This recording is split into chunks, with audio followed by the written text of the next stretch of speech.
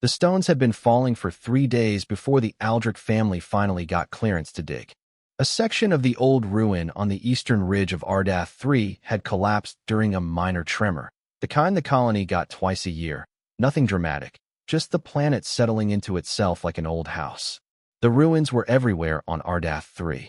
Nobody knew who had built them.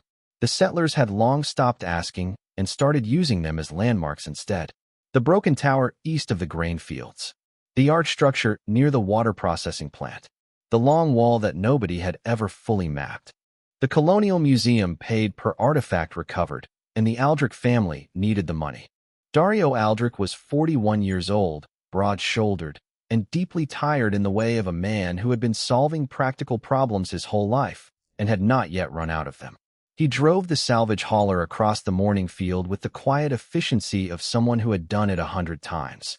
Beside him sat his wife Nia, already reviewing the grid map on her handheld, making notes in the margins in her small, careful handwriting. In the back seat, their 12-year-old son Bram was still half asleep, his boots untied, one headphone in. They set up at the base of the collapsed section by mid-morning. Dario handled the heavy lifting equipment. Nia cataloged and photographed each stone layer before it was moved. Bram was assigned to sift the smaller debris through the mesh screen and flag anything that looked intentional, carved, shaped, different in texture from the surrounding material. He was not good at staying in one place. An hour in, while his parents were occupied with a carved panel that had come loose near the base of what had been a wall, Bram noticed that the collapse had opened something. A gap in the rubble, low to the ground, where the stones had fallen in a way that left a dark space behind them. It was not large, just wide enough to squeeze through sideways, if a person was 12 and not paying attention to the idea that this might be inadvisable. Bram squeezed through. Inside, the air was different. Cooler. Still. The kind of stillness that felt less like emptiness and more like waiting. His torch swept the walls, smooth stone, much smoother than the exterior, with faint lines carved in patterns he did not recognize. The floor was clean of debris. The ceiling was low but intact. Whatever this room had been, the collapse had not touched its interior. And in the center, half buried under a thin layer of dust, sat an egg. It was large, about the size of a watermelon. Deep violet in color, with a surface that caught the torchlight in a way that made it look almost liquid. It was warm. He could feel the warmth from a foot away, before he even touched it. He reached out and rested his fingers on it, and felt it pulse. A slow, steady rhythm, like a heartbeat, but not quite. More like breathing. He should have called his parents. He knew that. He even took a breath to do it. Then the egg cracked. Not with a bang or a dramatic splitting sound. Just a thin line. Then another. Then a sound like ice breaking on a shallow pond. A piece of shell fell away. Then another. And out of the gap, slowly, with great effort and apparent irritation at the difficulty of the process, came something small and scaled and alive. She was no bigger than a large house cat. Her scales were deep violet like the shell, shifting to a dark bronze at her underbelly. She had 4 limbs, each ending in small curved claws. 2 wing stubs folded tight against her back. A long thin tail. A head that was too large for her body in the way of all newborn things, with a flat snout, and this was the part that stopped Bram cold. Eyes. Enormous amber eyes, fully open, fully focused. On him.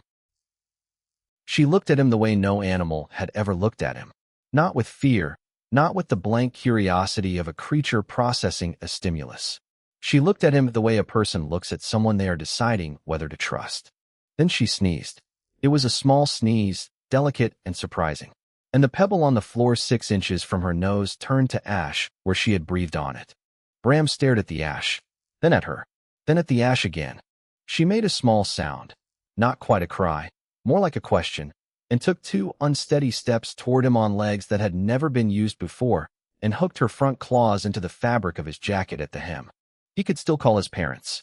The situation was still recoverable. He looked at the ash. He looked at her amber eyes.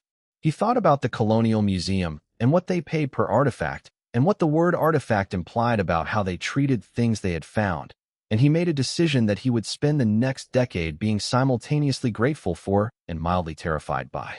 He unzipped his jacket. She climbed in without being asked, curled against his chest, and went still. He could feel her warmth through his shirt. Her heartbeat, or whatever it was, matched rhythm with his own inside of 2 minutes. He zipped the jacket back up, carefully. He squeezed back out through the gap in the rubble. His mother was calling his name from across the site, not yet alarmed, just the preliminary reminder that he was supposed to be sifting debris. He walked back toward the mesh screen with his hands in his pockets and his jacket making a very slight additional bulge at the front. "Find anything?" his father asked, not looking up from the panel. "Nothing worth noting," Bram said. That evening, in his room, with the door closed and his chair wedged under the handle, a trick he had never needed before tonight, he unzipped his jacket again and set her carefully on the bed. She stood up, walked the length of the mattress once, sat down, and looked at him. Then she looked at the door. Then back at him.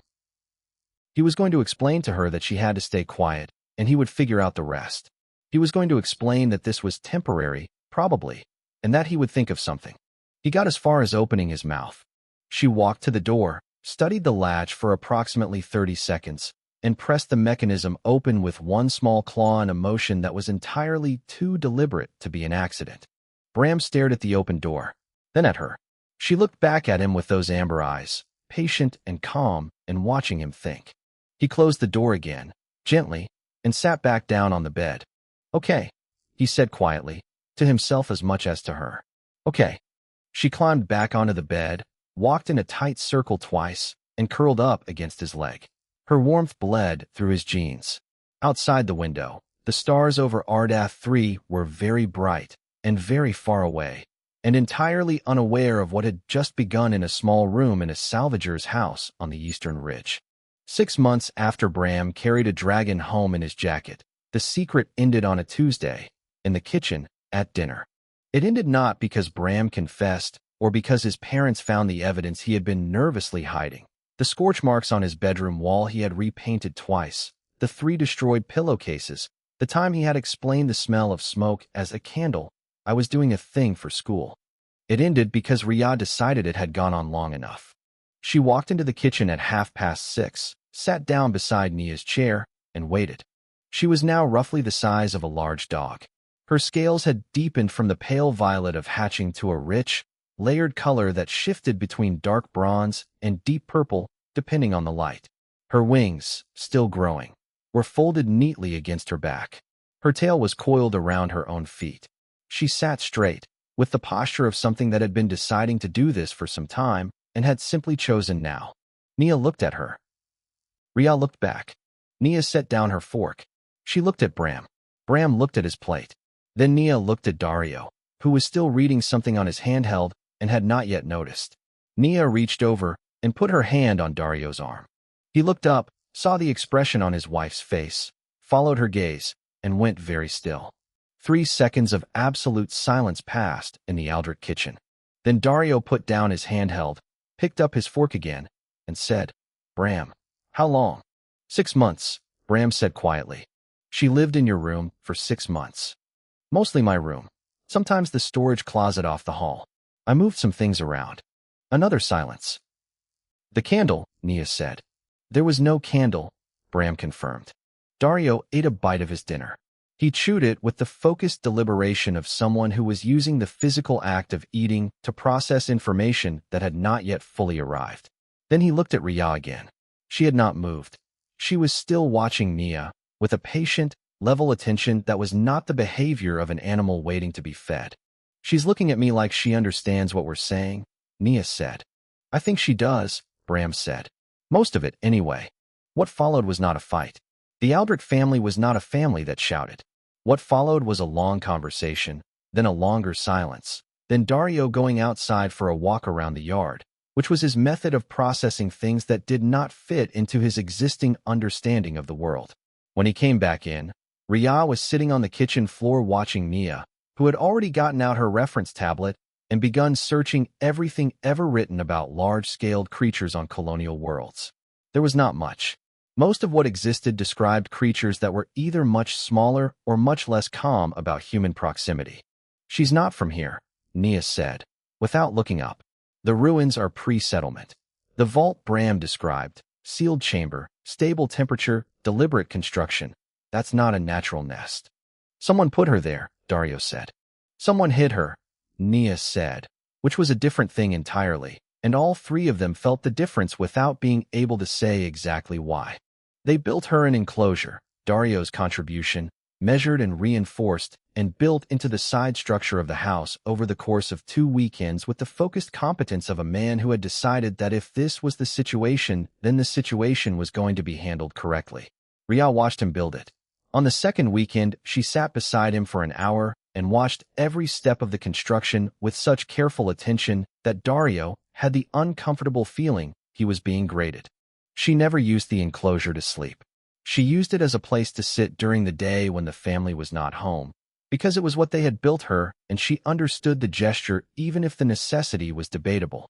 Bram taught her hand signals. He had looked up basic animal communication methods and adapted them, making signals for yes, no, hungry, stop, come here, and wait. She learned them in 3 days. On the 4th day, she used the signal for stop when he was about to walk into the kitchen cabinet door he had left open, saving him a bruised forehead and offering him a look of such mild exasperation that he felt, obscurely, that he was the one who had been trained. She had strong opinions about the household. She did not like the sound of the water recycler running at night and would sit outside the utility room making a low vibrating sound until someone turned it off. She had opinions about where shoes should be left, specifically, not in the hallway, and would move them.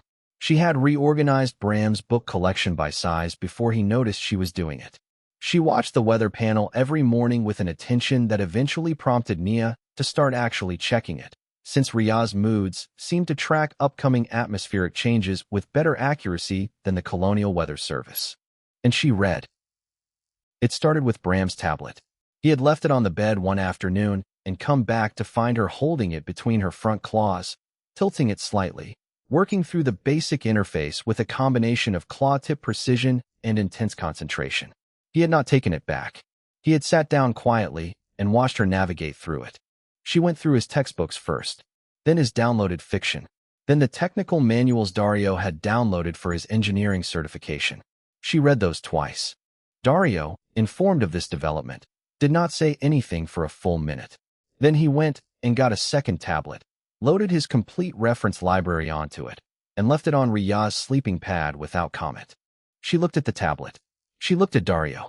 She put one front claw briefly on his boot, the closest thing to a thank you that she had offered any of them so far, and opened the first manual. He did not tell anyone how he felt about that, but he stopped calling the structure he had built the enclosure and started calling it Ria's room. And he said it the same way he said Bram's room, with the same casual ownership in his voice. Meanwhile, deep inside herself, where none of them could see, Ria was keeping track. She had known from the first night who she was. The royal mark was encoded into her scales at a level deeper than color, a pattern her mother had pressed into her with the last of her strength in the last hour she had lived, in a vault sealed against exactly the kind of violence that had found the Tyrith dynasty anyway. The mark was invisible to human eyes. She kept it dim. She kept everything dim that she did not need them to see yet. She had chosen to stay.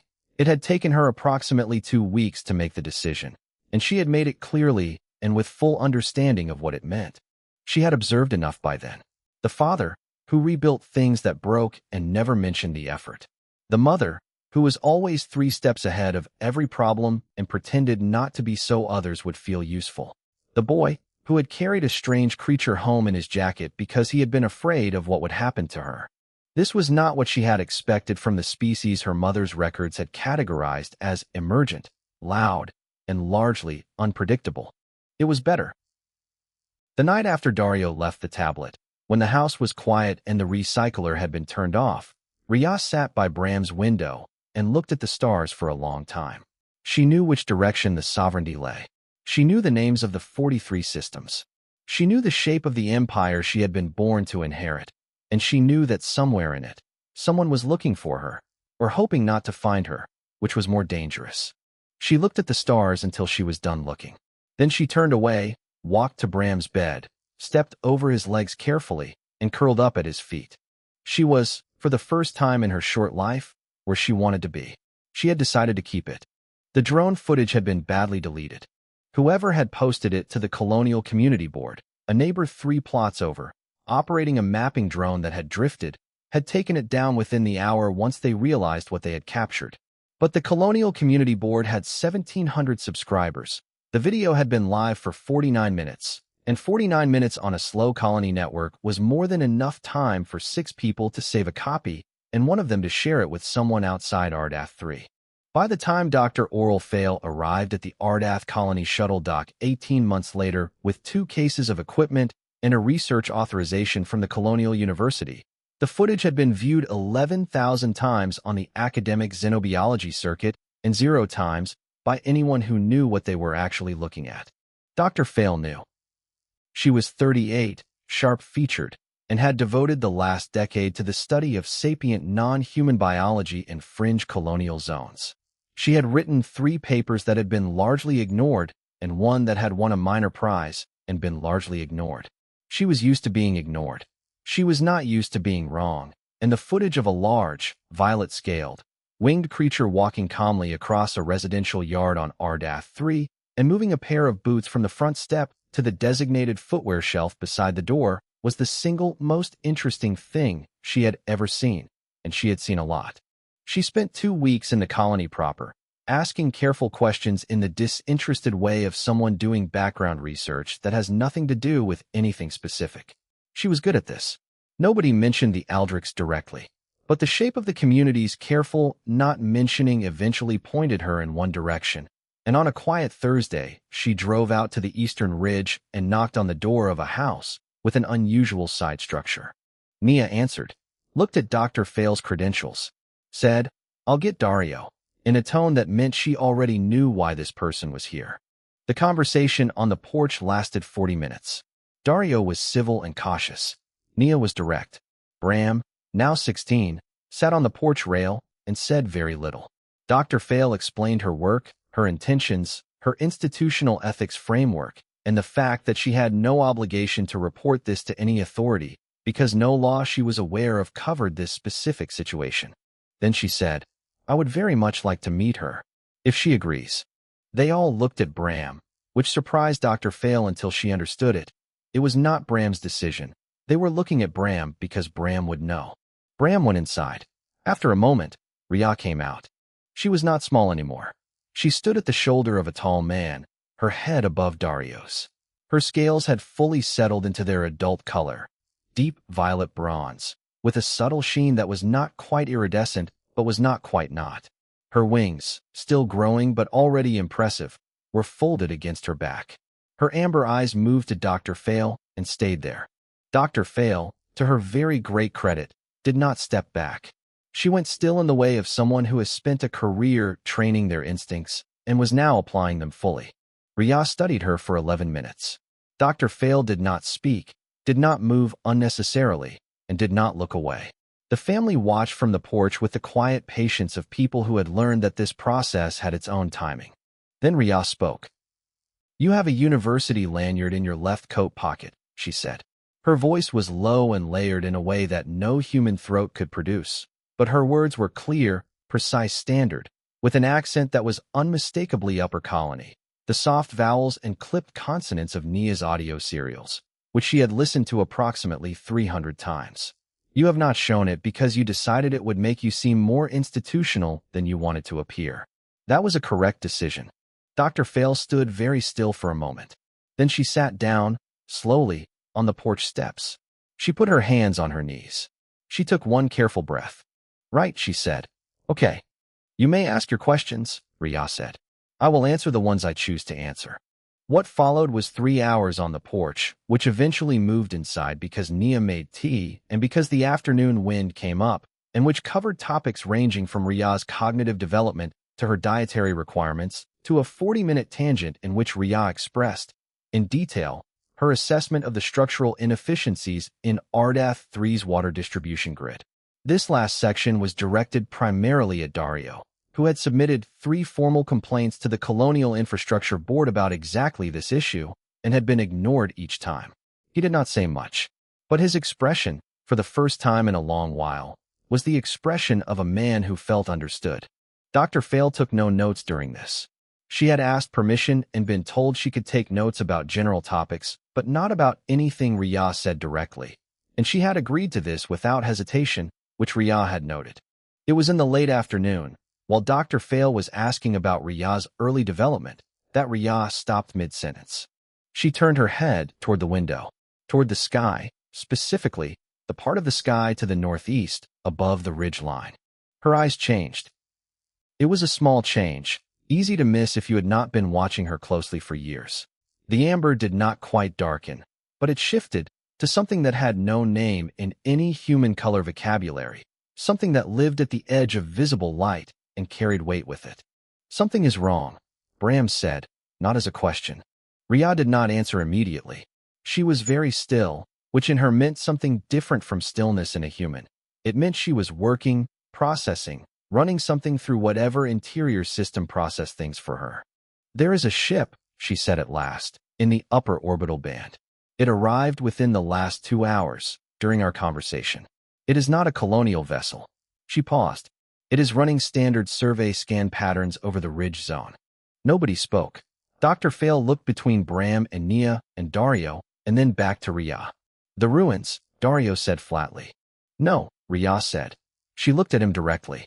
"Not the ruins." The word hung in the room. Nobody asked what she meant. They already knew. The shape of it had been in the room for 2 years, in every conversation they had not quite had, in every question they had answered for themselves and let lie. Dario set down his mug. Nia folded her hands on the table. Bram looked at Rhea, and Rhea looked back at him, and between them passed the communication of 2 people who had been having a slow, ongoing conversation for 4 years and had just arrived at the part that could no longer be deferred. "I need to tell you," Rhea said, to all of them, to the room, with the careful steadiness of someone who had been preparing words for a long time. "Something about where I come from." The ship in the orbital band continued its scan. Outside, the stars were coming out over the ridge. The kitchen light was on. It was an ordinary evening in an ordinary house on a colony planet that nobody particularly important had ever noticed. It was the last ordinary evening they would have for a long time. The story came out slowly. Not because Rhea was hiding anything any longer. She had decided, sometime in the hour between the ship's arrival and the moment she opened her mouth, that the deferring was over.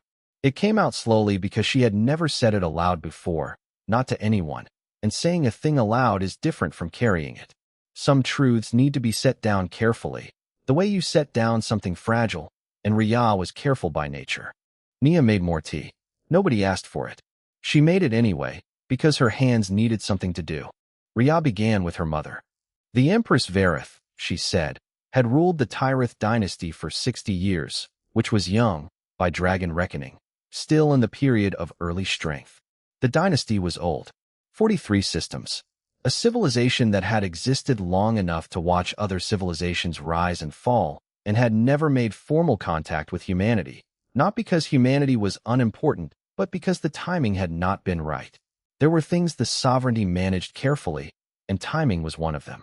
She said the word assassination without softening it. There had been a faction within the sovereignty, not small, not new, that believed the Tyrith line had grown too stable, too insular, too resistant to change. They had planned carefully. They had moved on the night of the hatching cycle, when the Imperial clutch was most vulnerable. Varith had been aware of the danger earlier than she had let on to anyone. Hours before the purge reached her, she had done 2 things. She had sent her court into confusion with a misinformation cascade that bought time. And she had taken the last unhatched egg of the clutch, the smallest, the one the seers had said would hatch late, and she had marked it with the royal seal. Not the ceremonial seal, the deep one, the kind pressed directly into the scale tissue, permanent, unalterable, the one that declared succession without the possibility of argument. Then she had brought the egg to the vault on Ardath 3, which had not been a ruin at all, but an imperial relay station from an earlier expansion period, sealed and maintained by a system that had been running on low power for 200 years. She had set the environmental controls. She had left the egg in the chamber, and she had gone back to face what was coming. Rhea said her mother's name once more, and then did not say it again.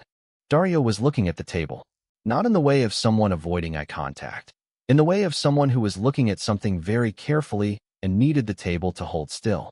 Bram said, "How long have you known?" "From the first night," Rhea said. Bram was quiet for a moment. You didn't tell us. No. Another pause. Why? She looked at him. Because I did not want you to look at me differently, she said.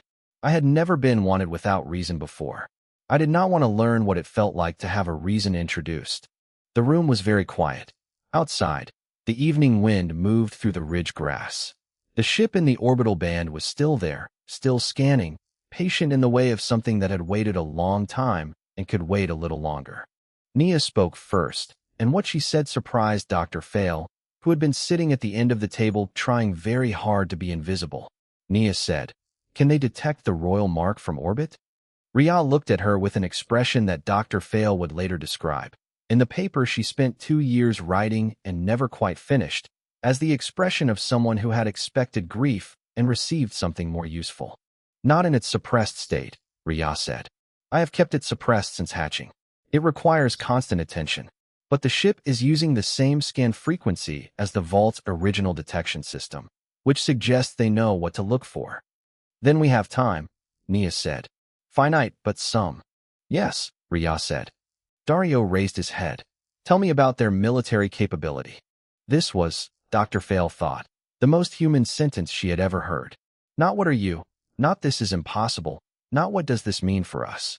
Tell me about their military capability. Information first. Fear later, if at all, and privately. Ria answered in detail. The sovereignty's fleet structure. The chain of command under the current acting regent, a lord named Savrek, who had consolidated power after the purge and who ruled competently and without sentiment. His primary interest was not conquest. His primary interest was stability, which was, she noted, sometimes more dangerous. A man who wants to conquer makes noise. A man who wants stability removes whatever disrupts it and leaves no record. He would not move against us openly, Ria said. He would want it quiet. Which means he can't afford witnesses, Dr. Fail said. She had not meant to say it aloud. Everyone looked at her. She straightened. I'm sorry. The logic of it. If the last heir is alive and known to be alive, removing her becomes a political problem. If she's unknown, she's just a loose end. Yes, Ria said, looking at her with the particular attention she gave to people who reason quickly. That is exactly the problem. The silence that followed had a working quality to it, the silence of people processing toward something, not away from it. Dr. Fail's suggestion, when it came, surprised even herself. She said it carefully, in the academic voice she used when she was least sure and most serious. She said, go public. Not a report to the colonial authority. Not a quiet diplomatic back channel. Public. Every news service in the colonial net. The footage, the story, the family, all of it, stated plainly and given to anyone who wanted it, which would be everyone. Because the sovereignty could eliminate a secret, but it could not eliminate a cause. And humans, Dr. Fail said, with the tone of someone stating a professional observation, were extraordinarily attached to causes they had decided to care about, and they did not stop caring because someone inconvenient asked them to. Ria listened to this. She was very still. Then she looked at the family. All 3 of them, one by one. Dario said, your call, Ria. No, Ria said. It affects all of you. Your call. Bram said yes immediately. Nia nodded, once, with finality. Dario took a breath, looked at the ceiling the way he looked at structural problems that were going to require more support than originally planned, and said, how do we start? Ria was quiet for a moment. Then something shifted in her expression, not a smile, nothing so simple. Something older than a smile, and more durable. You start, she said, by finishing your tea. I will not begin something important on an empty stomach. She paused. I have also been reading about your colonial media infrastructure. There are some things we should discuss. Dario actually laughed. It was a short sound, more reflex than anything else, and he looked briefly startled by it. Then it faded back into his usual steadiness, but something had shifted slightly in the set of his shoulders, like a weight redistributed. Of course you have, he said. Outside, the ship in the orbital band moved slowly across the night sky, running its scans, finding nothing that matched its parameters. Below it, in a lit kitchen on a ridge above a colony town, a family was finishing their tea and beginning to plan. Dr. Fail's broadcast went out on a Tuesday morning. She had spent 5 days preparing it. Not writing it. Writing had taken 2 hours. The other 4 days and 22 hours were spent on verification, on structure, on the decision about which images to include and how to describe them without sensationalizing anything, because the facts were already more extraordinary than any sensationalism could improve upon. The broadcast ran 9 minutes. It included the drone footage, cleaned up but unaltered. It included Riya's own statement, which she had written herself in Standard and then translated herself into Old Draconic, and which Dr. Fail had transmitted with the original audio of Riya reading it aloud. It included one photograph, Riya at the kitchen table, Bram beside her, the two of them looking at something off-frame. The photo was 4 years old. Bram was 12 in it. Riya was the size of a large dog. Dr. Fail sent it to 11 academic networks, for colonial news services, and one general distribution channel that she had been told reached approximately 2 million subscribers across 7 systems. By noon on Tuesday, the colonial net looked like someone had dropped something very large into still water. The ripples were immediate and expanding and showed no sign of stopping. By Tuesday afternoon, the broadcast had been shared 400,000 times and was trending on 6 separate regional feeds under varying headlines, most of which were some version of Dragon, Royal, Human Family, Colony Planet. The variations in those 4 words were remarkable for their consistency of emphasis. By Wednesday morning, 3 colonial government offices had issued formal statements. 2 of the statements said they were monitoring the situation. The third, from the Ardath 3 Colonial Council, said that the Aldrich family were well-regarded members of the community and that the council reminded all parties that Ardath 3 colonial law recognized the right of any sapient being. Here they had inserted a hasty footnote acknowledging that the legal definition was under review to peaceful residents. By Thursday, Bram's childhood photographs were everywhere. He found out about this at school, where he had gone because Nia had said firmly that normalcy was important and that if he stayed home, he would either be underfoot or think too much, both of which were problems. His classmates, who were 16 and therefore moved in the specific fluid way of social weather systems, spent approximately 1 week treating his situation as material for jokes, at which point the collective teenage calculus shifted and it became simply too interesting to mock and not interesting enough to stop talking about. He was not celebrated, exactly. He was consulted. There was a difference, and he preferred the latter. Nia, meanwhile, had received 14 communication requests from xenobiological institutions. She responded to 11 of them. The other 3 had phrasing in their opening messages that suggested they were more interested in the political dimension than the scientific one, and she had no time for that. Her correspondence with the 11 she had chosen was, within 6 weeks, generating material that would eventually become foundational to a field that did not yet have a name. It was his 14th complaint. He was not finished. But the center of all of it, the thing that the Colonial Net and its millions of subscribers and its dozens of news feeds and its cascading shares and reshares kept returning to, was Riya's statement. She had delivered it from the yard, standing in the open air in the afternoon light, with no staging and no ceremony. Dr. Fail had run the recording equipment. The family had stood off to the side, and they had been there not as backdrop, but because Riya had looked at them before she began and they had understood they were meant to stay. She spoke first in Standard. Her voice carried the layered quality that no human throat could replicate. Not loud, not performed, but present in a way that lived in the chest rather than the ears. She said that her name was Riya. She said she was the last of the Tyrith line. She said she had been hidden at hatching to survive a political purge, and that she had survived, and that she intended to continue doing so. She said she had been found by a human family on a colonial world, and that they had kept her, and that she had stayed, and that these 2 facts were both true and both matters of choice. She paused. Then she said, "I have chosen this family and this world, and I do not make that statement as a diminishment of what I am or what I come from. I make it as the clearest expression of both. Any action taken against this family will be treated as a personal matter by me, the last heir of the Tyrith line. I expect this to be understood." Then she read the same statement in Old Draconic. Old Draconic had not been heard publicly in documented human record. Linguists across 7 systems spent the following days running analyses on the audio. 3 of them, independently, described the experience of hearing it as like being told something very important by the ground itself. The clip was viewed 9 million times in the first week. In the orbital band above Ardath 3, Savrek's surveyor ship went quiet. Not gone. Rhea could still sense it, faint and patient and watching. But its scan frequencies had changed. It was no longer searching. It was waiting, and waiting meant calculating. And calculating meant that Savrek was a pragmatist doing what pragmatists do when a situation has moved beyond their preferred parameters. He was recalibrating.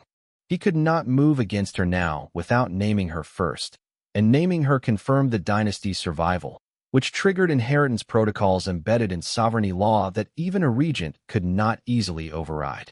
He could not name her and then claim she was not legitimate, because her statement in Old Draconic had included the old succession formula, which she had spoken correctly and completely from memory, and which every Draconic scholar who heard it had independently confirmed.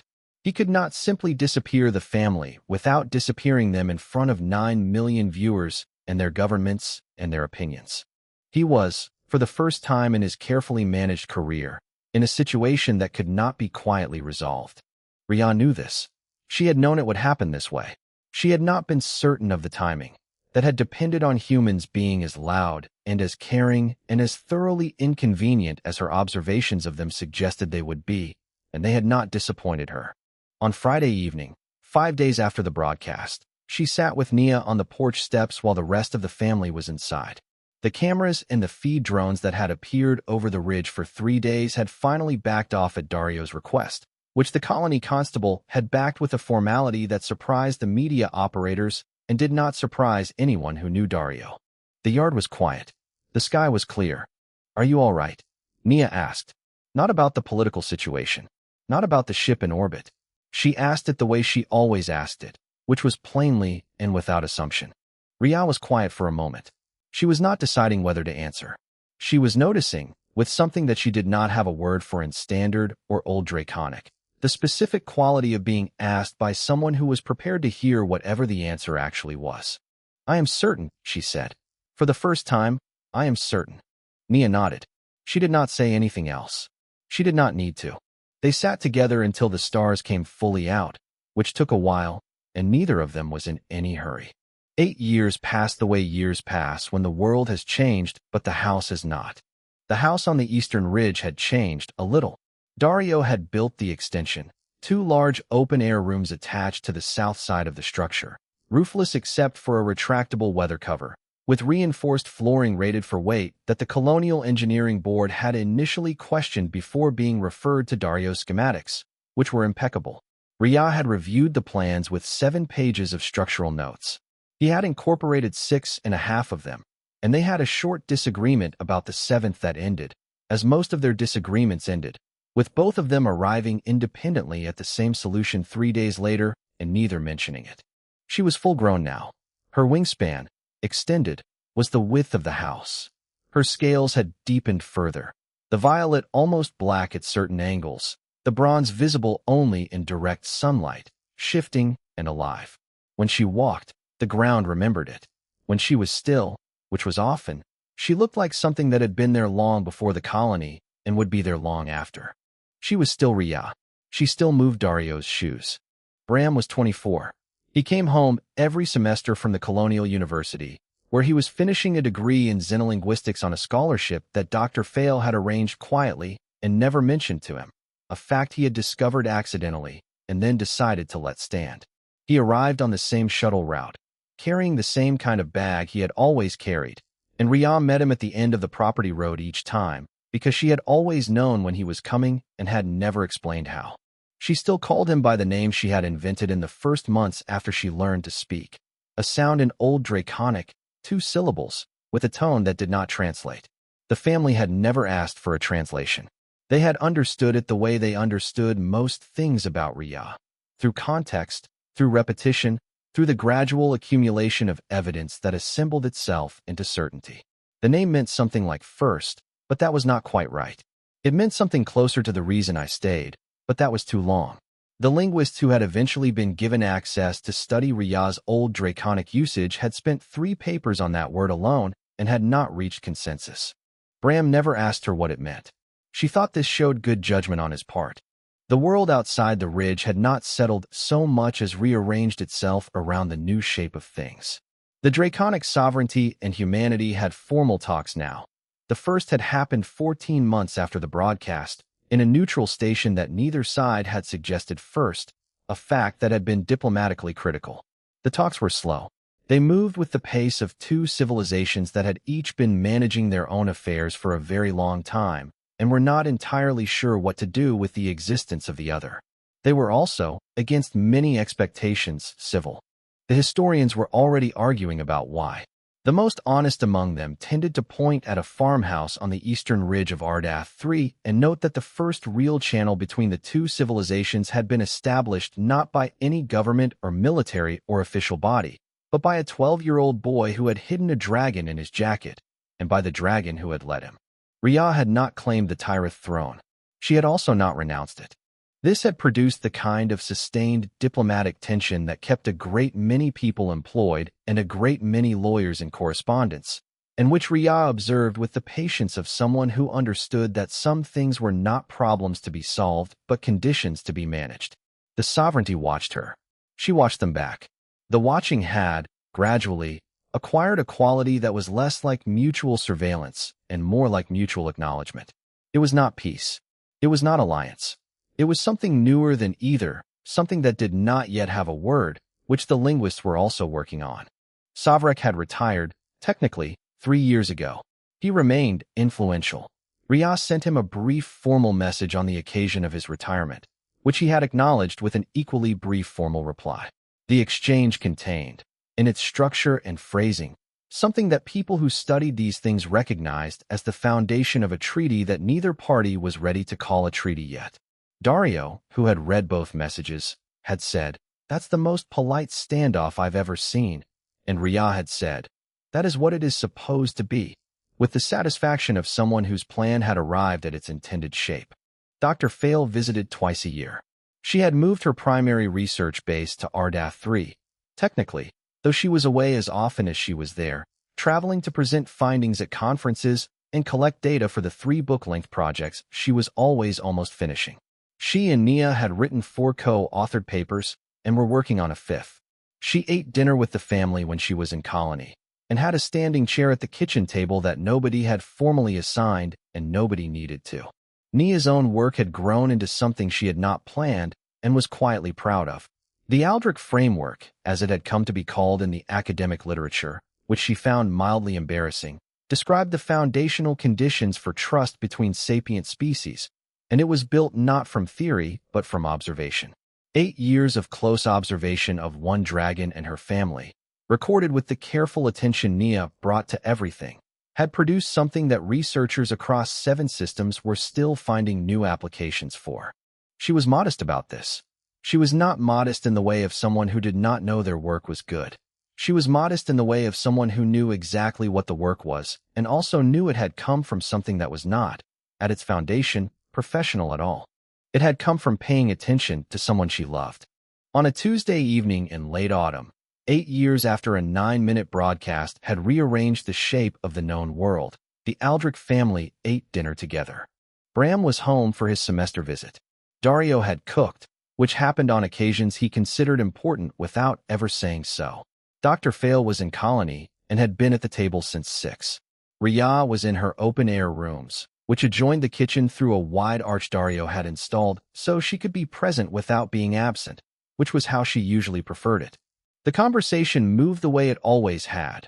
Bram reporting on his coursework, Dario asking technical questions that turned out to be more pointed than they appeared, Nia drawing threads together between topics in the way that made everyone feel the conversation had always been heading there.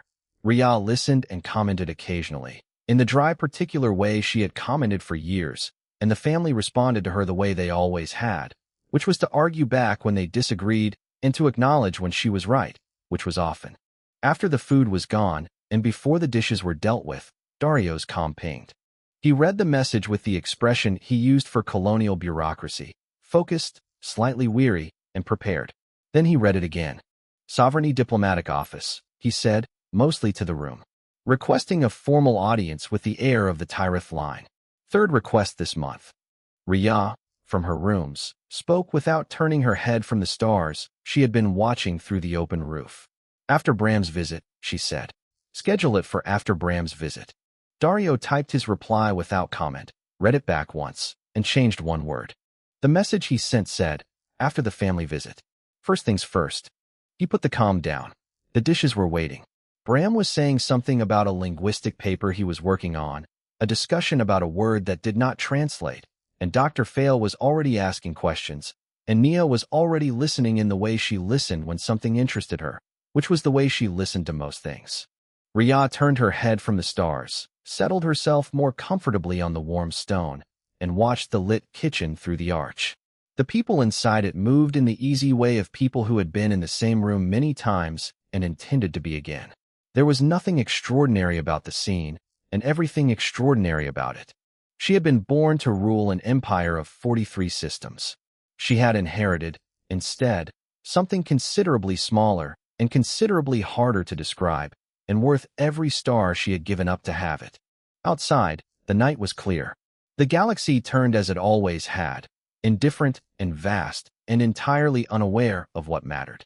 Inside the house on the eastern ridge, somebody laughed at something Bram had said, and the sound carried out through the open roof into the dark above Ardath 3, and then it was gone, and the night was quiet again. It had been enough. It was enough. It would always have been enough.